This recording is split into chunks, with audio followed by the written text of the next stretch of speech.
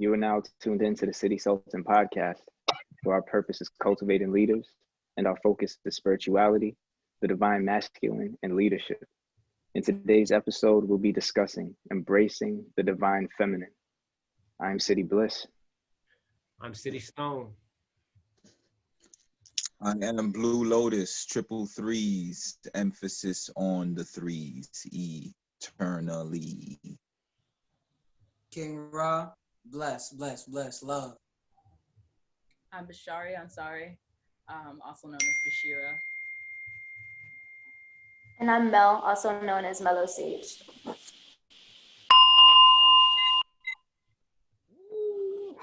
Oh, so we starting like that, huh? Right? Okay. Well, thank you once again. Thank you for everybody for being here. And I just want to definitely thank the guests. Thank you, Bashari Ansari. And thank you, Mellow Sage, for joining us here at City Sultan. You know, what we build on the divine masculine so often that we know that in order to be a divine masculine, we must understand our divine feminine characters. Now, we've over the last couple months, we've amassed a lot of viewers and a lot of attention, you know, humbly. And, you know, as we hope to help young men, you know, grow and evolve in understanding their divine masculine, and young women as well.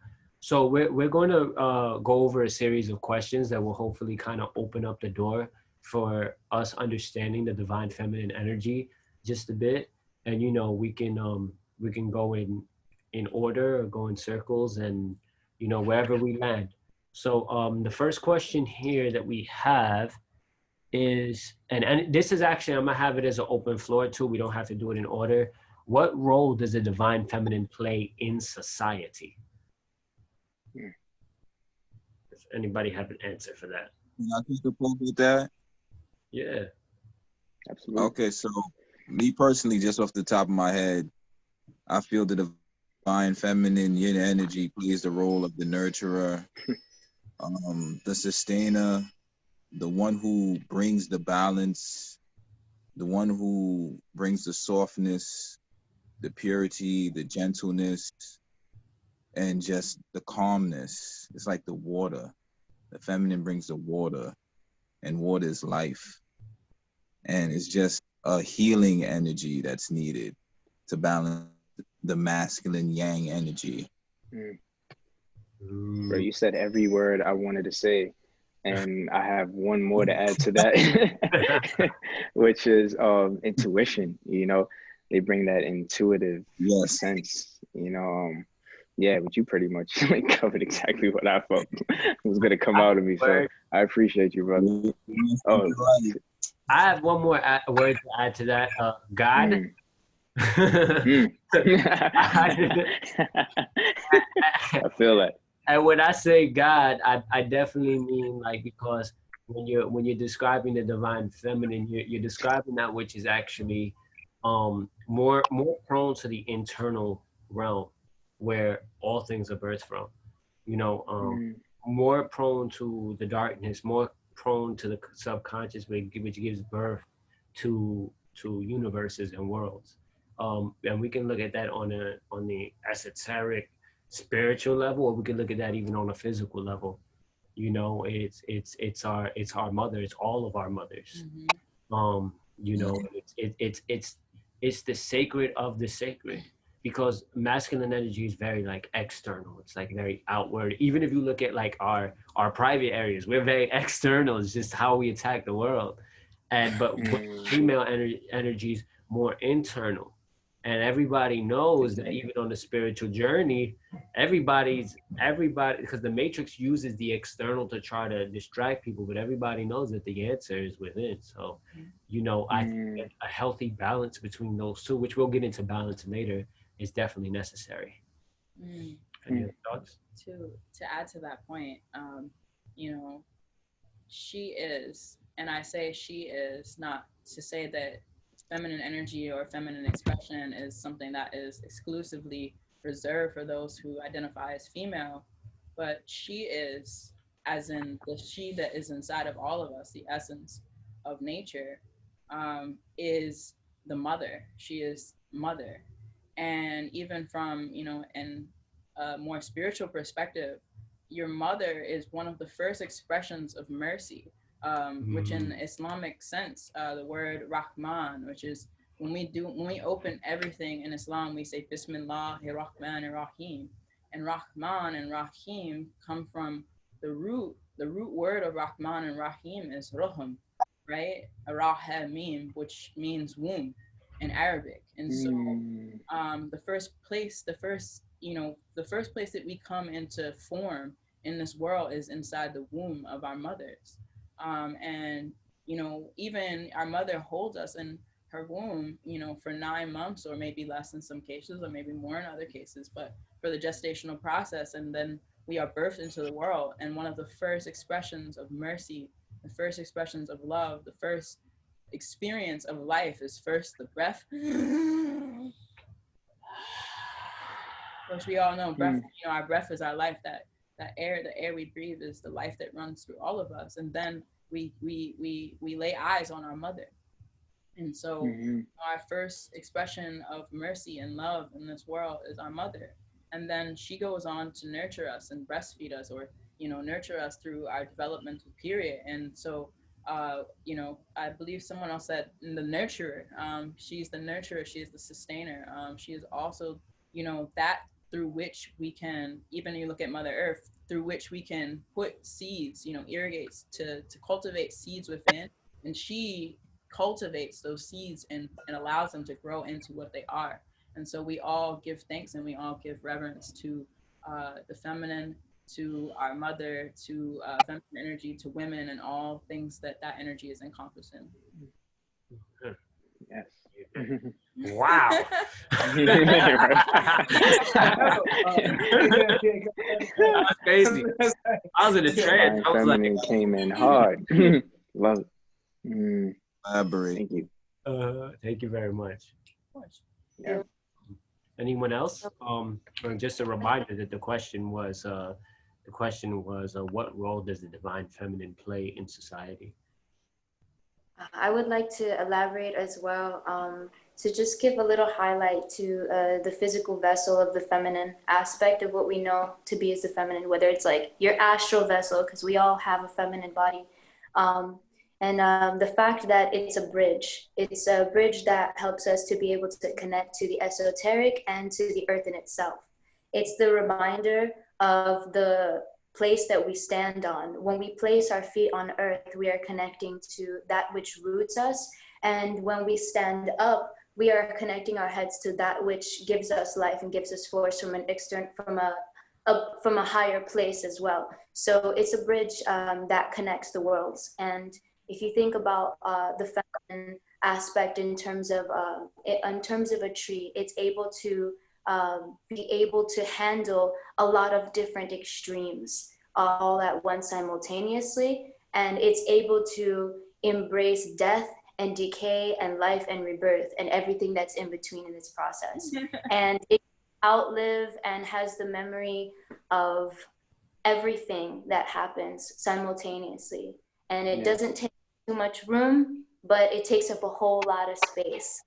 You know, girls, y'all need to hold on. Yo. Thank you. Yes. You know what it reminds me of? It's really all possibilities. You know, the feminine is really the primordial waters from which we all spring, from which thought springs in itself. You know, and I heard that to the best way to describe the divine feminine and divine masculine is that the divine masculine, he's the one who puts the door in the door frame. But then the divine feminine, she comes and she paints the door. You know? She puts the doorknob in the door. You know, she makes sure that it opens and closes. Consideration. And, yes. It's consideration. It's also a deep sense of compassion.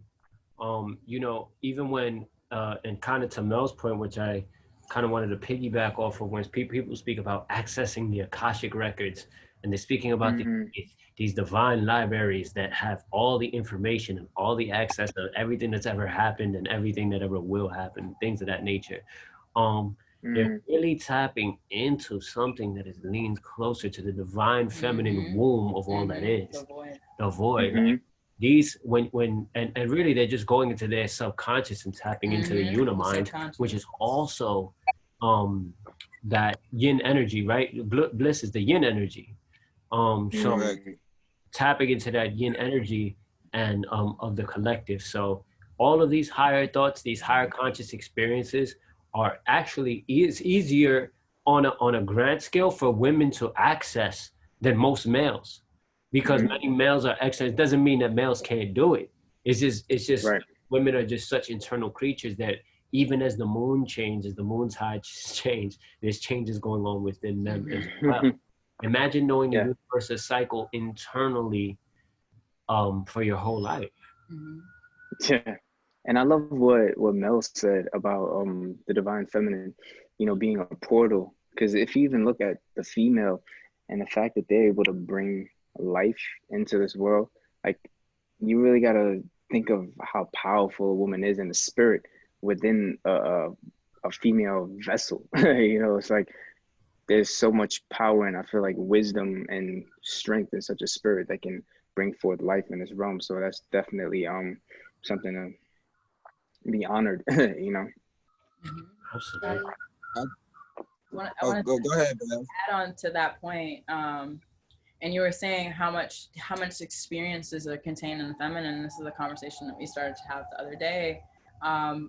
But you know, we were talking about the moon cycles and how when we, you know, encounter our moon cycles, you know, I know for myself, it's like internalizing all of what's going on in all of existence, you know, and having, you know, as within, so without, having, you know, this regeneration, this rebirth, this death, this life, this, you know, this cycle of the circle of life happening within you is really, really, really a great blessing.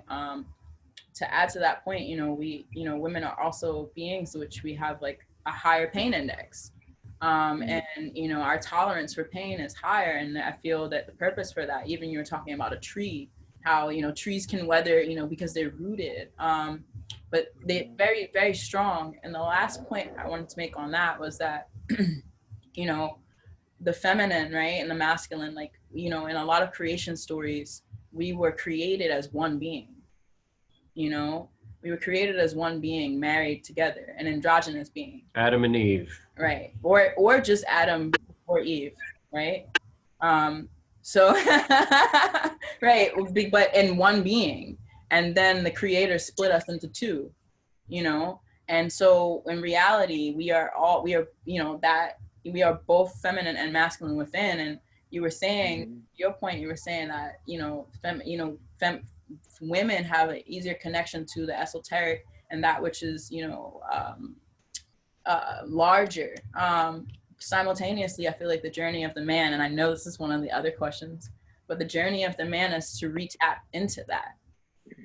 So we're going to tap into that that question actually. I know that I think what City Blue had a point that he wanted to add prior to going into this topic, and Mel, if I'm not mistaken, I heard you as well. Or okay, so if we can keep it brief, about 30 to 45 seconds each, just for the sake of time, that would be much appreciated. I mean, actually, Bash already said what I was gonna say as far as you know, when the tree dies, you know, from off face value and off of general perspective, we think the tree is dead, but we don't know how deep the depths of the roots are connected to Mama Gaia, to the earth. So even though, like I said, it may seem as it's dead, it's actually sleeping because it's still receiving the nutrients and the energy from Mother Earth, which is its own mother, because that's the veins of Mother Earth, which is the trees. So I just wanted to say that little piece, but thank you. Yeah, that's a great point to highlight on, knowing that something, you know, may appear one way, but we don't really know what's going on in the internal process. But Bash actually reminded me of the process of like being actually in the womb. So like when we are being, you know, when we're going through our process of becoming babies, in the beginning stages, they say that we are all feminine, like even in our physical form. So it's like, you know, we can talk about it esoterically, but just like, you know, even science will say it, that we have the parts of a feminine aspect, and that our feminine parts at some point become outside of ourselves, and that's highly due to genetic disposition and what we eat, you know, as mothers, and even like the fathers, what the father will eat will affect the disposition as to whether they will become a feminine embodiment or a masculine embodiment. So it's just one simple process. At some point there's a decision that is made within the consciousness that we're just going to decide whether we're going to stay inside or whether we're going to expound outside of our, and it's such a thin. I just think that's just something that it reminded me of. Thank you very much. I love that concept that a woman is seen as. Go ahead, Robert. Then we got to move on. Copy. I was saying I love the concept that a woman is seen as a whole man, or a woman, and also to go on King M's point that the subconscious being in tune with the feminine and the conscious mind being in tune with the masculine, in terms that the subconscious mind is receptive to everything in reality and is all possibilities. It has no choice to bring everything in. It's all receptivity, all eternal. And I love that. I love that concept. Just to highlight that. Absolutely. Thank you all for that. And you know, you said it's receptive to all reality, but it's also is what's projecting all reality simultaneously. So it's receptive to the reality of the subconscious, but it's also projecting it. It's also birthing it simultaneously. So it plays a double role there, which is so beautiful. But, moving on, because that was one question, y'all. That's question number one. I love that. I just wanted to just add this one little thing. Right, throw it in, and then we go on. Go ahead, bro. Gonna be quick. Nah, okay. When Mel mentioned internal, external, automatically I thought internal is the feminine, they have the vagina, and external is the male because they have the penis, which is the counterparts. Because when both come together, they procreate life. But go ahead, moving on. Absolutely, yes, and that's even that physiology, down to physiology. So if we move forward into the next aspect, here we have the question here. It says, how can the masculine access their divine feminine energy without feeling emasculated? Now, anyone can answer. I kind of feel compelled though on this one, because being someone who's always been classified as androgynous, you know, throughout my time, you know, I grew up with people kind of just saying I was this kind of person because I had certain feminine attributes, or this kind of, but really I was just tapping into the fullness of myself, and you know, kind of being criticized by that, and by that energy. And my feminine energy was more external, because you know, you have internal and external feminine energy, which is a whole nother conversation. But you know, I think that what men need to realize, or those of the divine masculinity must continue to realize, is that it's a very necessary trait for mastery. It's something that must be understood. That's the reason that there's two different cisgenders. That's the reason why, because there's a conversation that needs to be had. So it starts with listening, and then when you listen, you will get information, because you don't know it all. None of us know it all. A lot of times we like to front like we do, especially men. Like, you know, like to just be like, yeah, I'm getting this, I'm getting this, I'm getting this. But like, then you turn around and you look at the divine feminine, and they're like, yo, you got it though. It's right here. Like, you've been had it. Like, chill. And then go. You know, so most definitely, I think listening is probably how the first way that we can tap into understanding the divine feminine energy, through listening. And that right there, I just wanted to further elaborate and piggyback and add value to that. That right there is a feminine trait of being receptivity, as opposed to the divine masculine dealing with the ego of let's say always wanting to be on the scene or always wanting to be heard, whether vocally or through body language, through certain gestures, certain actions. So but to answer your question, I feel like spending time, like the divine masculine can spend time with the moon, do lunar meditations, check into your sacral chakra, see if you feel like the water's flowing, dealing with creativity, sexuality, and relationships. Spend time by water. Let's say if you like going to the beach, or you want to go to a little valley stream in a park or somewhere in nature. But I feel like those little methods right there can help amplify the divine masculine's feminine energy to where he's not feeling emasculated, because he's not really coming outside of his character, outside of his true, natural, divine, and genuine essence to portray or be something that he truly is not. I feel that. I feel that. I feel that. I would say, to add to that, graceful movement, you know, whether it be in like yoga or say Tai Chi, Qigong, you know, things like that, where you're not moving too rigidly, but just moving very softly, getting in touch with those kind of feminine movements, kind of flow, you know, like water, you know, dancing. Yeah, dancing, you know, just getting in touch with your body, moving, and not being afraid to move your body around. Like, yes. you know, loosen up your spine, you know, and your waist.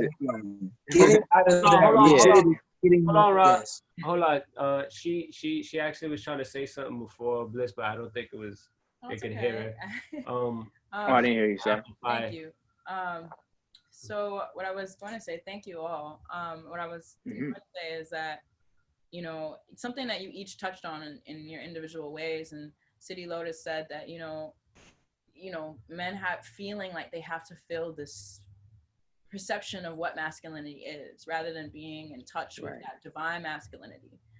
So being shaped in this external way by this world that creates an identity for masculinity.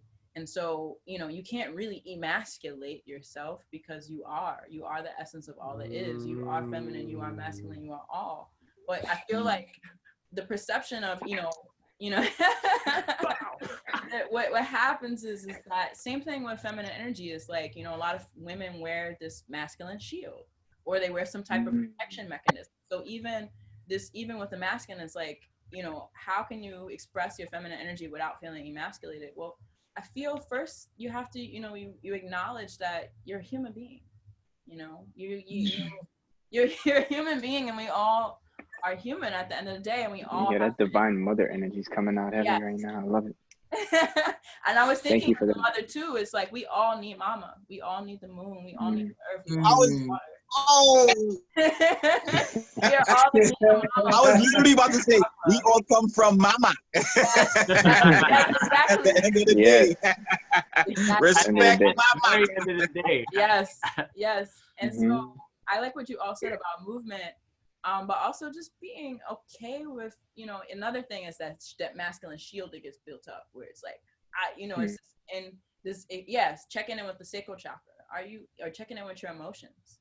When's the last time you cried? Like, you know what I mean? Like that's. I cried the other day, girl. Yeah, me too. Not too long ago. Felt good. But that release and that submission to the almighty flow. Tears of medicine, you know what I mean? Yes. They say that rain from the heart. Yes, exactly. Yeah. Rain from Tears the heart. Are purification. Rain from the heart. Submitting. I love that. Just submitting to yourself, submitting to being. You're not trying to be anything. You are just being. You about to buy that? So that's how I feel you can not feel emasculated when you just be, because even when you're moving, you're not trying to be a movement. You are just moving. You know what I mean? It's a present thing. It's a present Wow. thing. You're not trying to be a movement. You're just moving.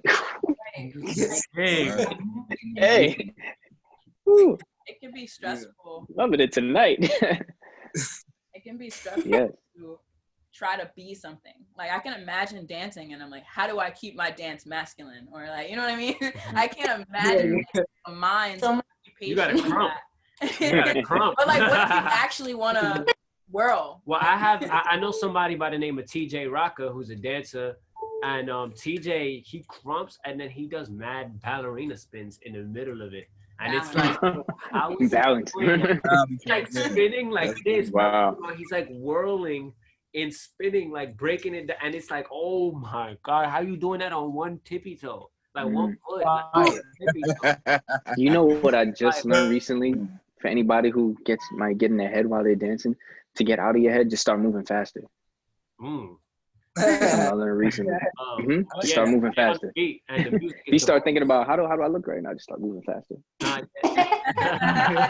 You gonna look crazy, man. I don't know. I'd rather look. You just start voting out no words. No, but also remember that even in dancing, the reason that dancing works to tap into the divine feminine is because any dancer, true dancer, knows that the music is the boss. You know, Shakalak Porter, who taught me about purpose, taught me. He said, you know, he's a master dancer for years. He's in his 60s now. He said that music is the boss. So you must know that's again submission to the divine flow. Instead of trying to resist that, you submit to it. Any other thoughts on this concept of? Yes.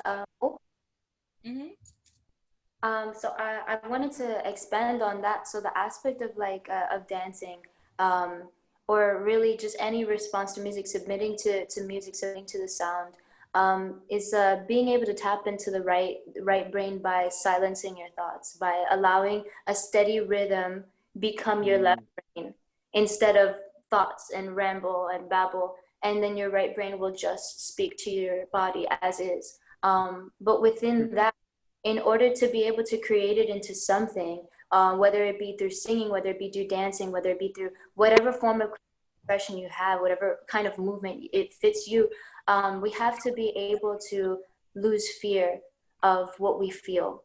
And so within that, I think a lot of the aspect of how to access your divine feminine is by embracing your shadows, embracing what fears you have the most. Because I mean, we know that a lot of the aspect of who is most capable of transcending and having to transcend fear has to do with the feminine embodiment as well. Like the process of giving birth is one of the scariest things. I mean, you have to be afraid. You have to not be afraid of being able to surrender your body to this new form of life. So if we're able to just kind of let go of fear by becoming it for a little bit, then we can tap into creative expression, and we can be able to turn it into something beautiful, because within the beauty there's a lot of ugliness as well. Thank you. You know, I love that you said tapping into the fear, because a lot of people, a lot of divine, not divine, excuse me, because toxic masculinity, which is not masculinity, toxic so-called masculinity comes from a lot of fear. It's very fear-based, fear of losing, fear of not being this, or fear of not having this title, whatever the case is, so much so that they have to fight for it or create some sort of war or whatever the case is to maintain this thing that they're afraid of, which is really their true self. You know, so I love the fact that you mentioned fear, Sister Mello. And you know, and becoming a fear. Yeah, becoming. She said becoming fear. Becoming fear, because fear is not a bad thing. And I just have to I kind of shy away from that notion of fear being bad, because fear is actually something that helps you. It lets you know that there's a belief system in you that is not aligned with your core natural self, your natural vibrations. Like, hello, every time something pops up, you feel that feeling. It's like, hello, something's not aligned with you. So even if it has to be very loud, and or as Bashar said, he said it got to turn into this big scary monster to get your attention. It will, because the divine love of the universe will always keep coming back to let you know the message, just like the sun always rises and the moon does too. So moving on to the next question here, we have, this one's for the divine feminine. So this will be more focused and centralized toward Melon and Bashari. And if we want to chime in, Sultans, we definitely can after. The question here is, from the divine feminine's perspective, what should the divine masculine be more attentive to? That's a good question. Really appreciate that question. It's a very great question. I would say that probably one of the most destructive traits of the expression of masculinity is destruction without consciousness of the collective, or without destruction, not productive destruction, but degenerative destruction. And I would say that I think most of it happens from just the nature of masculinity, but just testosterone as a chemical. Sometimes it can create outbursts of energy, but not necessarily a directed stream. It's not. Sometimes it can be very, very volatile. And so what I would say is things to be more attentive to: how much energy you're putting out, and who is it affecting? How is it affecting them? How is it affecting the collective? You tap into that empathy, tap into those emotions, tap into that consciousness for all, and just be lighter and more conscious of the continuity of the collective in terms of like impact. Thank you very much, Bashari. Now moving on to Sister Mel, if you don't mind answering the question, from the divine feminine's perspective, what should the divine masculine be more attentive to, in your opinion? So I absolutely love that you made the point of being attentive to the aspect of how much you externalize. So to add on to that, there's this tendency that we all have as human beings, especially living in a post-patriarchal society, of having to overcome everything. We have to fight everything. So anything that comes up is a challenge. Anything that's uncomfortable is a challenge. Everything, it's like a competition. And so just noticing when we want to react versus allowing us to be able to just notice and just leave it at that. Notice what is coming up in us. Because then we will be externalizing energy that we're not even paying attention to. We don't even know why we're doing it. We're not letting it be processed. And that's really for us. It's nobody else's problem. It's not anyone else's responsibility. Whatever is going on with you should be with you. That's for you. You are more of a warrior if you're able to overcome your own crap versus having to show everybody that that you have the capacity of being louder or being bigger than anybody else. That also plays into how much you're able to then also receive from everybody around you. Not only from yourself, but just, whether somebody is just showing you something about yourself that doesn't even have to be a negative thing. It could just be something that you just need to pay attention to. When we are paying attention to our reactions and externalizing them, we're not paying attention to what could, potentially benefit us. Thank you so much. I'm gonna practice that. You mentioned a point too, where you said this post-patriarchic society, patriarchal. I said patriotic. This post-patriarchal society. Now, some people hearing this, some divine masculine that's still growing, hearing this, could possibly even have an inkling of like, wait, what did she say? Or fear when she said that. Now, post-patriarchal society. And it just kind of reminded me of this post of this tweet that I had shared a few years back, not years back, a few weeks back, pardon, where I was having this hashtag called Amplify Her Voice, which I'm still working with. And I said the rise of the divine feminine doesn't signify the demise of the divine masculine. It is the ushering in of supreme balance, the divine union. Yes. So, in that, I love that you said post patriarchal society, because it no longer assumes that the society is now leaning more left or leaning more right and out of balance, but now we are more in a more harmonious society now, which we're entering in, especially after this last conjunction. So. I was going to say, just chiming in with Mother's voice. Mother nurtures the divine masculine and the divine feminine. Yeah, she does. Mother nurtures her babies the same. That's true. Mother's bringing the earth back into harmony, okay? That's true. And any sultans want to share their heart on that? Right.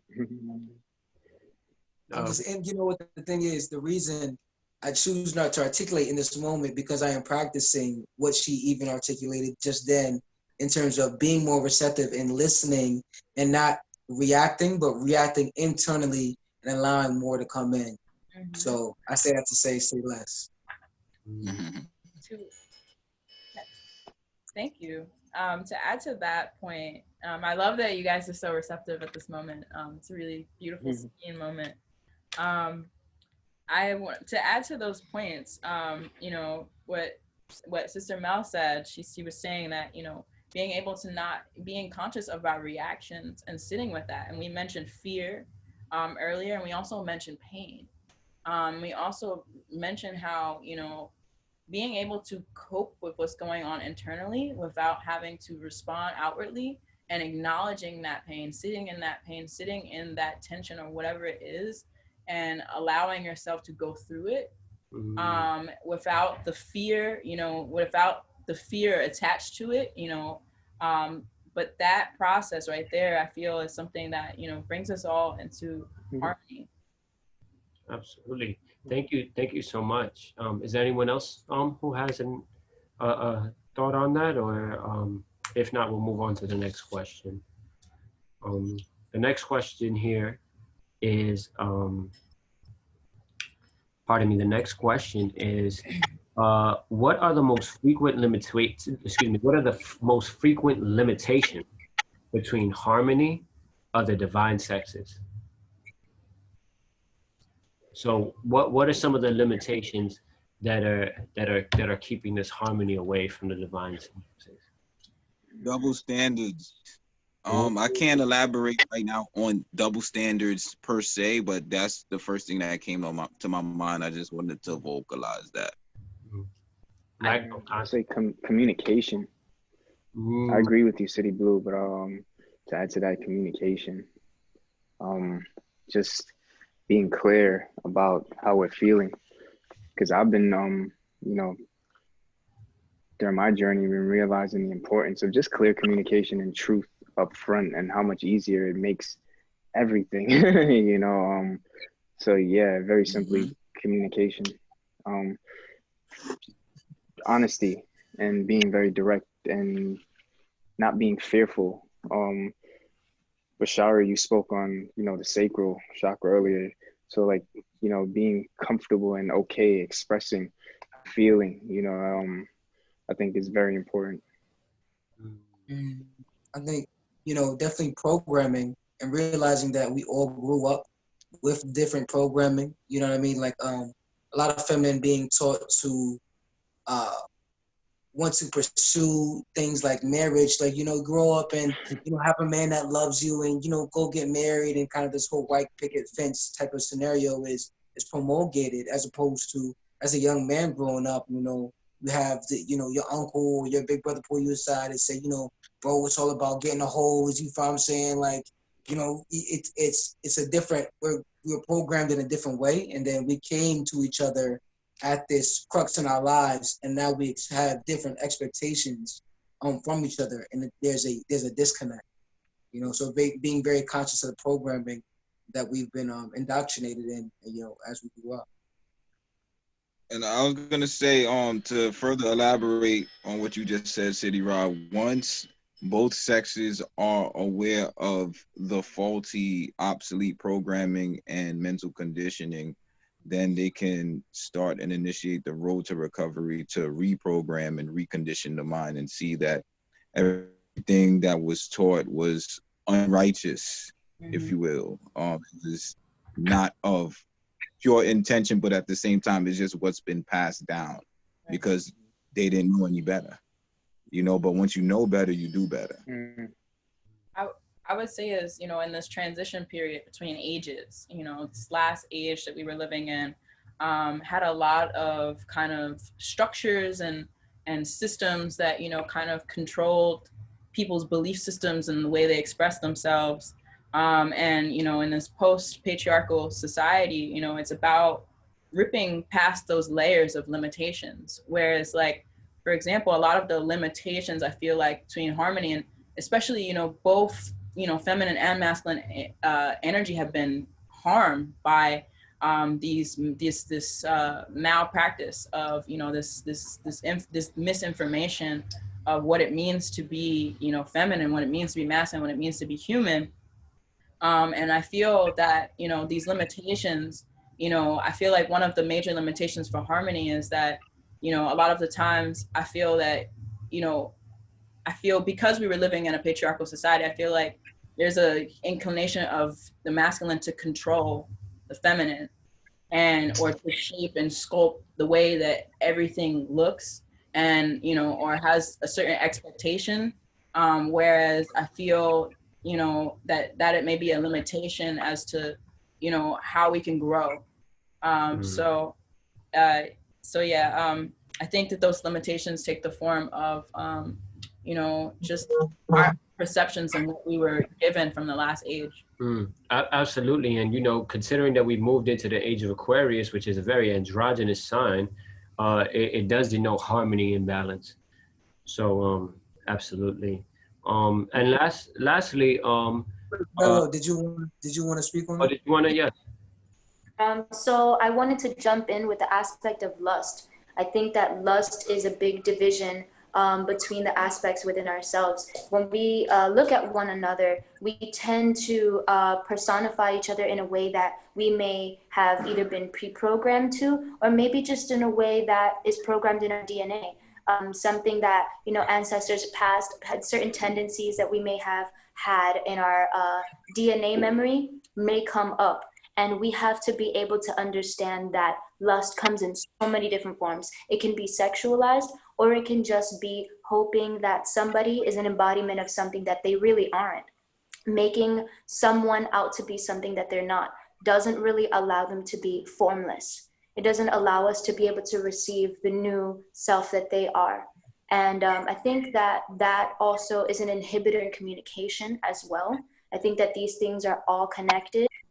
In the sense that when we have an idea of what or who somebody is, especially relative to our own consciousness or our own ego, or our own fears, then we are not able to fully communicate honestly.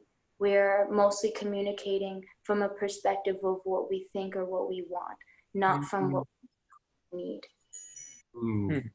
You know, Ego based. No, that's I'm gonna say that's wrong because in my experience, I was just talking to a feminine, and I had to tell her I am not your perception, and you are not my perception. You know, and just had to be very direct about it.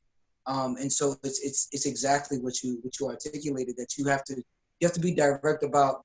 You know, you are who you are. You are not who I am. But I have to understand that I see you as my perception. I don't see you as you are, so I can move past that limitation and see you as the formless, as the multidimensional, as the character, as you and having fears and inhibitions. You and stop trying to pedestalize, you know, because that's what we love to do when we see someone. We pedestalize them and don't realize that, you know, you put on your pants just like I do, one leg at a time, you know. I love that you said that, City Rock. I'm not your perception, and you are not my perception. That's so beautiful. You know, and definitely check out The Power of Perception, which the link is below as well. It's my ebook that I've written, which has a lot to do with perception and how we can shape it. You know, and another thing to Mel's point, when you mentioned lust, it just reminded me of my favorite movie ever. It's called Original Sin. It's with Antonio Banderas and Angelina Jolie. And that movie is like, to me, is like the best love story of all time, personally. And there's a point where Antonio Banderas asked somebody, he's like, you know, he said, what is love? He has a gun to his head. He's like all depressed. He's like, yo, what is love? And he said, well, love is wanting to give and, you know, to give more. And he said, and what is lust? He said, lust is to take. It's wanting to take and possess and take more. And I was like, wow, it's just how simple, you know, they put it. But yeah, love is down, bro. That was crazy. Yeah. Yo, I'm sorry. I just wanted to elaborate on that and add value. So with the lust aspect, how you just vocalized and expressed it, it translated to me as the lower three earthly chakras dealing with lust, and then the higher chakras dealing with more receptivity, more love, more inner, under, and overstanding. Yeah. So I just wanted to just direct it to that avenue of expression. Thank you. Yes. Bring it back to the body. Yep. And to add value to this conversation, when we look at each other, when we stop looking at each other as objects, you know, when we begin to look beyond the form and to see, you know, the formlessness and expansiveness that we all contain, and stop attaching an expectation to what we see based on whatever programming that we were given, conditioning we were given, then we can be boundless and formless. And so breaking down those barriers, breaking down those boundaries based on our perception and the things that we project onto other people, whether that be from our conditioning or our ancestry or our environment or our culture, breaking those barriers, breaking down those restrictions, and being one with who we truly are and not expecting anything will, you know, do a lot for our expansion as a species. Absolutely. Thank you so much on that. And lastly, we have our last two questions. It's our last questions, but it's a double question here. One is, what makes a feminine divine? And we're going to do that in vice versa too. What makes the masculine divine? And then the second one is, what was the catalyst for you viewing yourself that way?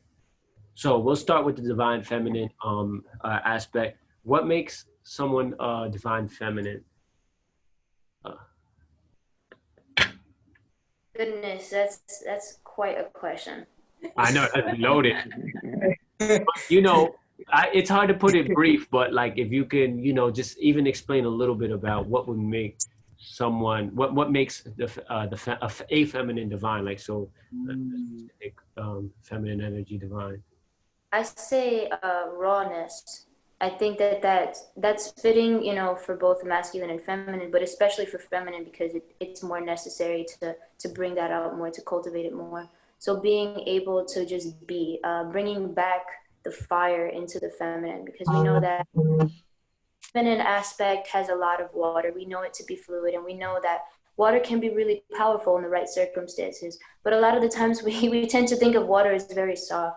So being able to tap into fearlessness, you know, going through your fears and being able to tap into fearlessness eventually, embracing being deathless as well, being a deathless being, I think is an aspect of embracing your divine feminine, whether you're masculine or feminine in your identity.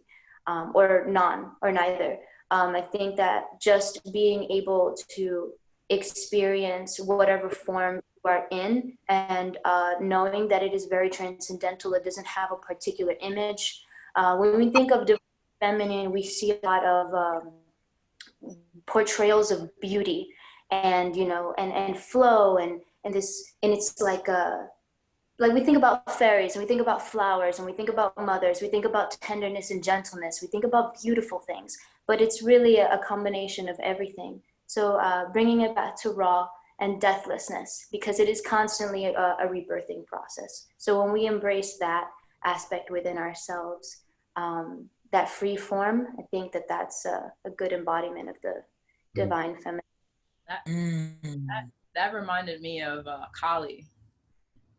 You know, Kali is the goddess because, you know, you do have in certain societies, I feel like there's different stages of the divine feminine in terms of portrayals. And there is that aspect that is beauty, is Venus, is aesthetics, is, you know, the certain standard, but there's also different standards of beauty, which we have to look in, you know, different cultures for, you know, those examples. But, you know, with Kali, you have destruction, you have that transcendentalness, and, you know, whatever form you're coming, accepting that. And, you know, it's a very encompassing embracing. To embrace the divine feminine, it's to become transcendental, you know, even to see yourself, you know, I feel like it's very masculine even to shape time, or you're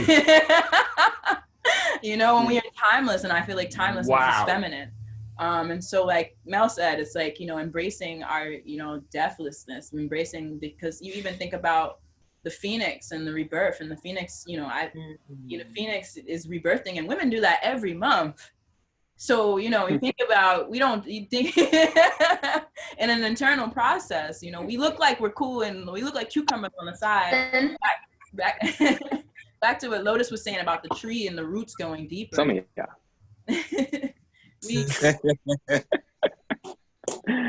We look cool. We you know, we're going through this destruction rebirth process on the inside, and being, you know, in harmony and oneness and okayness with that is hard. You know, there's a lot of aspects to the divine feminine, but on to Mel's point, you know, that Kali aspect, that deathlessness, is just something that encompasses all of the feminine, I feel. All right, so with that question, the other part of that question, and thank you very much, both of you, for your very enlightening perspectives on this. What made you look at yourselves in this way, if you do? What made you look at yourselves as divine feminine?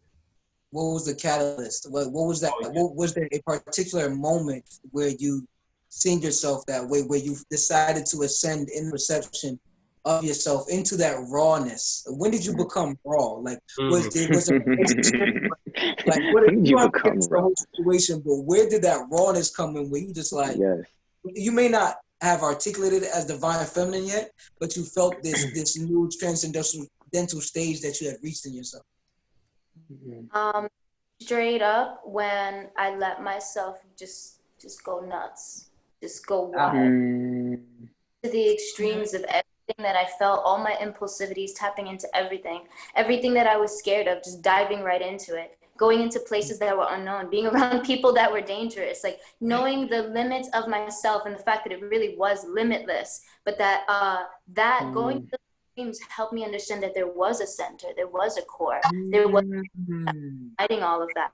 And a lot of pain. That's the reality. Not, you know, diving into things and allowing myself to be heartbroken. I mean, we know sometimes that, you know, love can be a very interesting experience to have, and it can teach us so much about ourselves. But letting myself go through the process and then letting myself recover from it by being alone. Because once you experience that pain, there's nobody that can really take it. There's nothing that can handle it except for you. And within that, there's a lot of self-destruction, there's a lot of crying, and there's a lot of screaming, and there's a lot of coldness. And then, you know, sometimes you might start speaking other languages that you didn't know you could speak, and dressing in ways that you didn't know you could dress, and becoming someone else, and you start shape-shifting, and you're like, I don't know what this is, but it's a whole lot. And you start to realize that that everythingness is your divinity. The fact that you're able to sit in it is your divinity. The fact that you're able to be lost and know that you'll be found. You trusted yourself to be able to be found at some point, your self-destruction. I think that was the stages of my rawness, when I wasn't afraid of death anymore. Really quick, before we go into that, into yours, as Mel was speaking, something came up that even, the divine feminine, which is really connected to the moon, and the mother, and I guess they call it the divine masculine, more like the sun energy. Like even the womb, the womb, the sun, and the moon, even though the moon has wounds. Like if you look at the moon, there's like craters that you can see from here. Like the changes in aspect that it has is to go through, and whatever happened to it, you know what I mean? You can literally see the craters even from Earth, but it still comes back and it still rises every time. So I just wanted to add that aspect. If you could share yours as well. Yeah, that was beautiful. That regeneration process, and that enduring that pain, in that those like wounds from the moon. It's very interesting. I love what you said, Sister Mel. And I feel like when we say divine feminine, divine masculine, we expect ourselves to like live in this like higher self version of ourselves. But this journey is an evolution. This journey is an evolution. And so honestly, we are divine by nature. There's nothing that makes us divine, except that we are. Now we can exhibit qualities that are more in alignment with our higher selves, and we like to call that divine, right?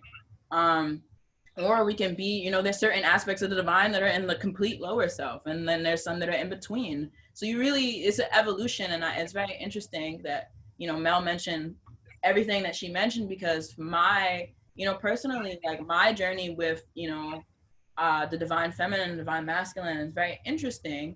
But Mel was with me when we were in Mount Shasta, and I had this major moment where I let go of all of my belief systems. And I went on to just be in nature and allow nature to just take a hold of me.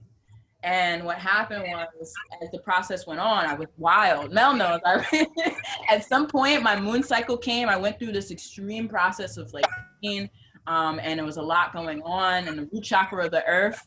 And then next thing you know, we're out. We go to Pluto's cave, which is death and regeneration. We go deep into the cave, me and Mel together. We start speaking different. She knows. That's why this story is very interesting, because that's everything that happened to me. And at some point, next thing you know, I had my hair. Lotus was there. My hair was out.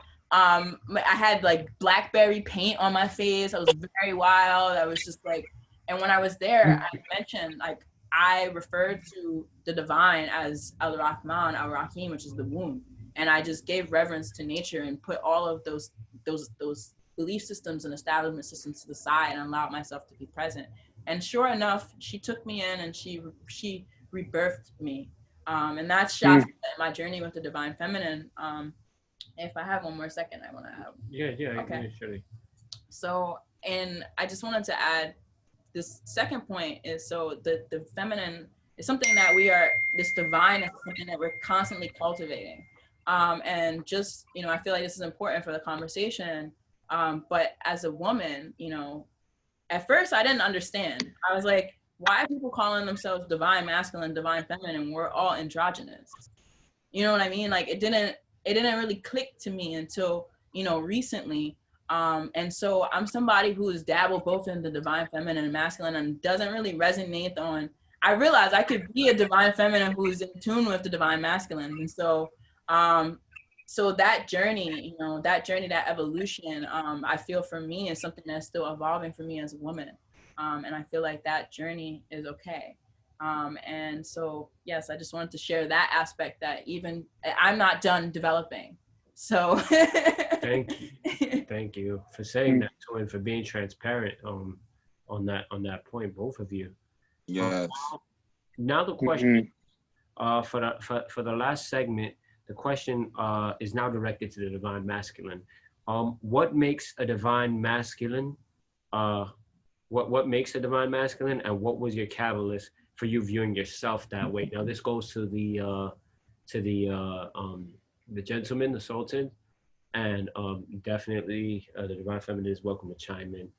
So yeah, Being able to dwell in the unknown, because this conversation in itself is a reshaping of my concept of the divine masculine and what that even means, and being able to listen and be empathetic and connect to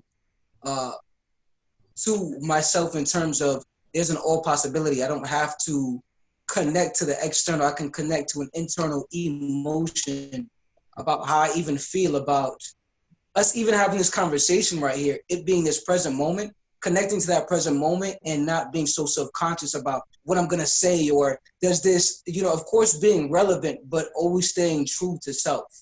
You know what I mean? Staying true to the rawness, the wildness, the just being fucking ugly sometimes. Like we're always, even when we try to talk in the most correct way and the most, I want to articulate myself the best way. Sometimes the best way is the worst way, and embracing that.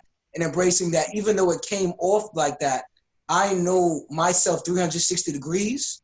I know myself from all angles, and everybody else who perceives me only perceives me from that perception of what they believe I am. And for me, that is my perception of what I believe a divine masculine is, someone who can embrace that unknownness within themselves. What catalyzed that for you, brother? What catalyzed that thought process for you? Well, I was speaking to you, King Ra. So what was the catalyst for me seeing myself that way? For me, it was going through situations where I had to confront. I had to be very confrontational.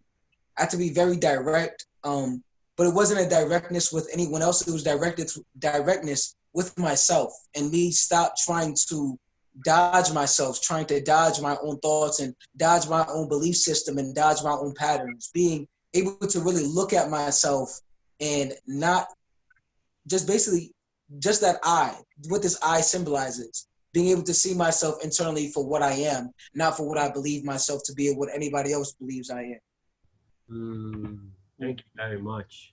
Is there anyone else that would like to elaborate on that concept of the divine masculine? What makes you a divine masculine? What makes a divine masculine? Yeah, I want to say what makes the divine masculine, especially since this topic is the divine feminine, is humbly submitting, and ultimately you want to come to a point of embracing and accepting the divine masculine yang energy and the divine feminine yin energy. So it's about, I feel, acknowledging the all.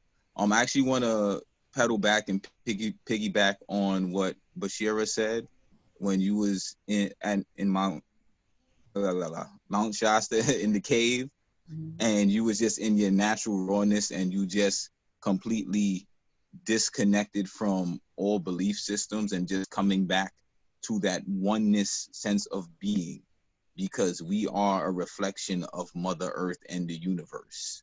We're just in human form. So I feel like with the divine masculine, once you put your ego to the side, yes, embrace your divine masculinity, know what it is for you, know what your design is here for, know what your design likes, get to know thyself more, but at the same time still be receptive, still be attentive, still, hold space with the divine feminine as well, and continue to learn more and see how you can incorporate whatever teachings that you learn from the divine feminine into the divine masculine. And I say cultivate both of them as one polarity. And then that can actually go into singularity as opposed to polarity and duality. And I love that you said incorporation too, because also for me, divine masculine has to do with first off, and this is only a part of it, doing what you say you're gonna do, building and getting things done. I heard Jay Electronica, he said, and this also is for the women, but he was speaking to a divine masculine. He said, listen, you as a man, he said, as long as you keep on building, all the other bricks will be in place. So, you know, being able to foster foundation, being able to constantly be at a state of not only internal work but external work, or as my father says, which we all are still working on, being able to not just take care of yourself but other people around you in the physical dimension. I think definitely is a divine masculine trait, but as well as divine feminine do embody that. So I don't want to limit it, but definitely this is a component that is necessary within the divine masculine energy. Secondly, the question was what catalyzed that within me to realize myself as that. I'm still realizing myself as that. I'm still working on that aspect of self every single day. And I think this is the reason why we even started City Sultan, because City Sultan is an ideal. It's not any one of us, but it's this ideal person that has specific traits, specific attributes that reaches that state of operating at a high level. It's while still being in the city. So I'll pass that on to any other gentleman, any other Sultans. Yeah. To tie into what you said, Sidiam, about the masculine, going out and creating that structure. I feel a huge part of that is being able to ask for what you need, which is also kind of stepping into the receiving. But being able to like admit what you're good at and acknowledge that, okay, somebody else may be better in this area, and not being afraid or feeling ashamed to go and ask for that in order to get what you need done. So definitely knowing what you want and then being able to step into that state of reception from somebody else who can assist you with that. And yeah, so that goes into balance for me. Another aspect is just balance.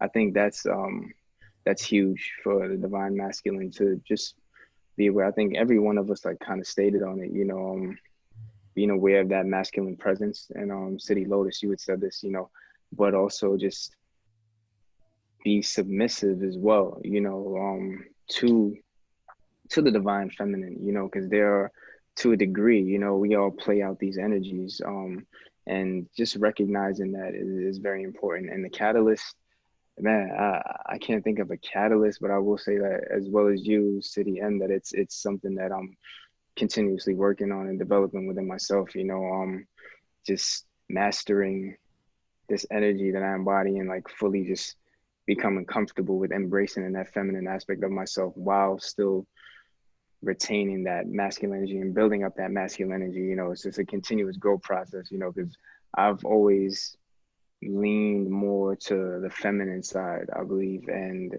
now I'm in a stage where it's like, all right, I'm creating more of that fire and that masculine energy within myself. So yeah, it's a growth process, and it's beautiful.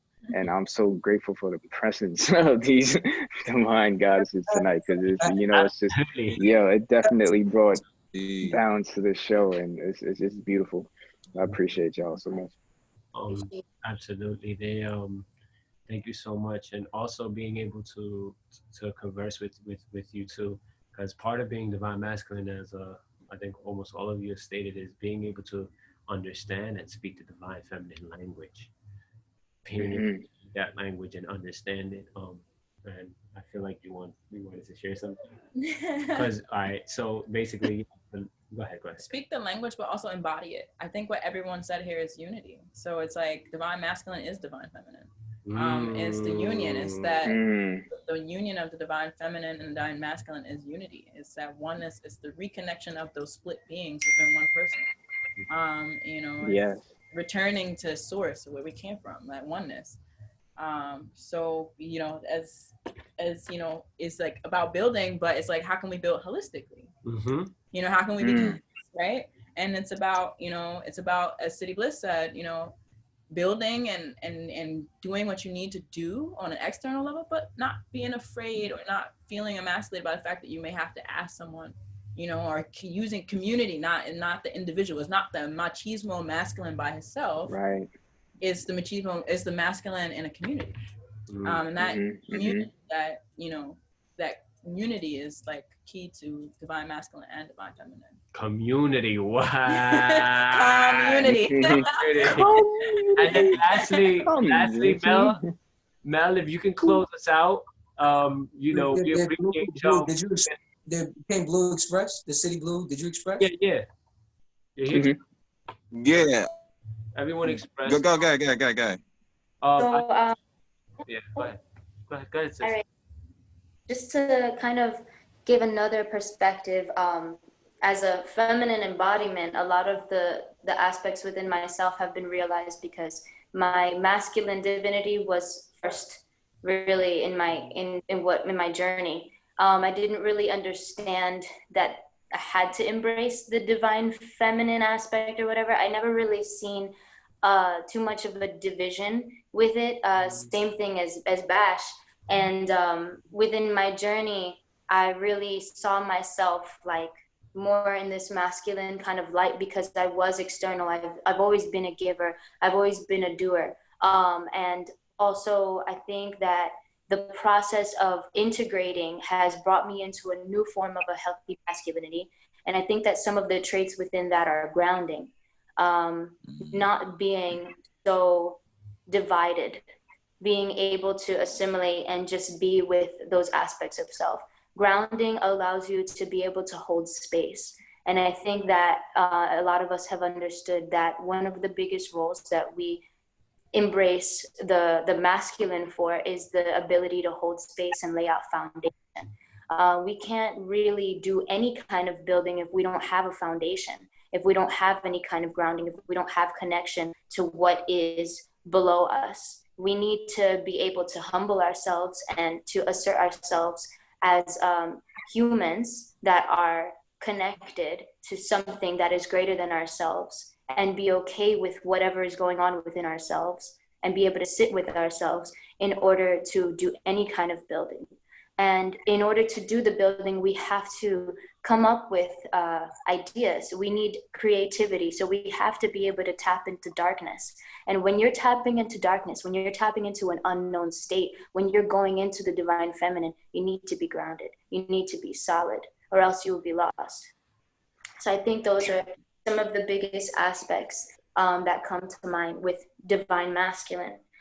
Within that, there is also the aspect of self-sufficiency. We have an issue a lot of the times where fathers are not really able to be fathers oftentimes. And, you know, mothers are mothers in their own way, regardless. But many of us lack a certain relationship with our fathers. I think that that's a big aspect that happens, that's happened in this world that we're living in.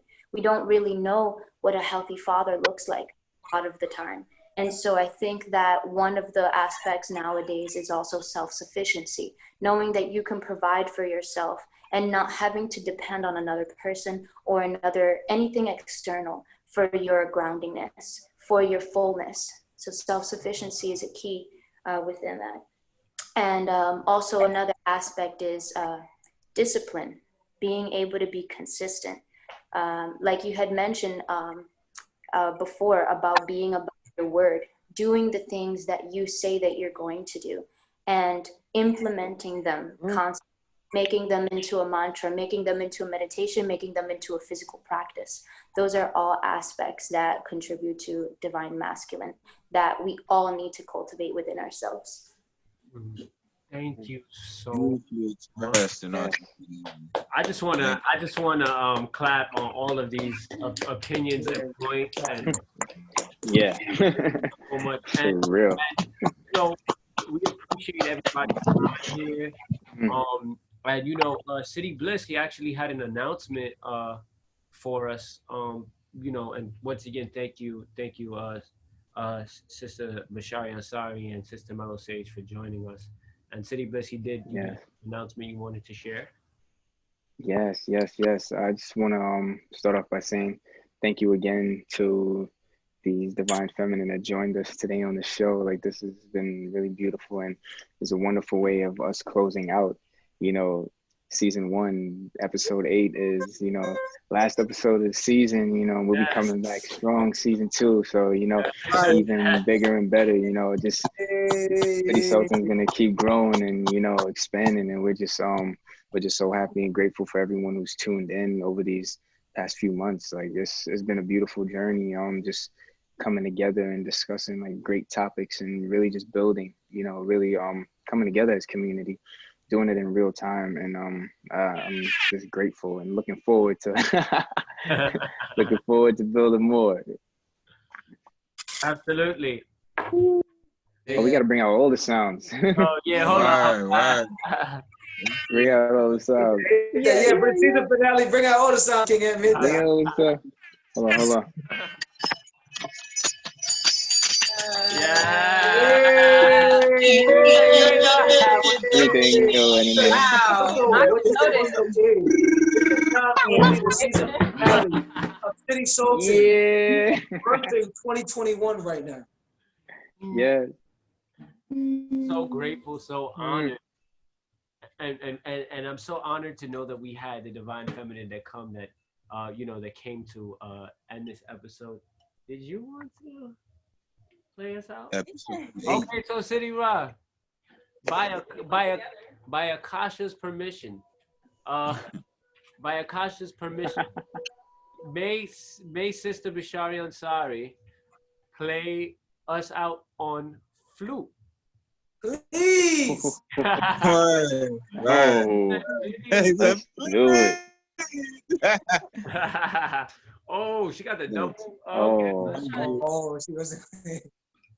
Yeah, but that was. Oh, I'm gonna take this one out. Indigenous vibrations. Can I get some singing bowl bongs?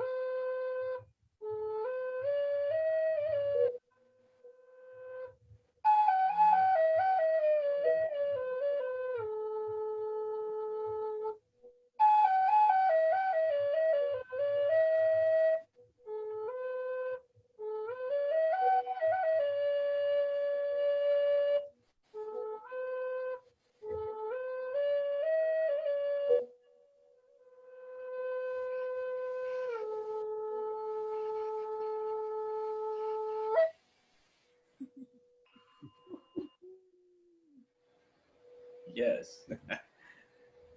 Wow.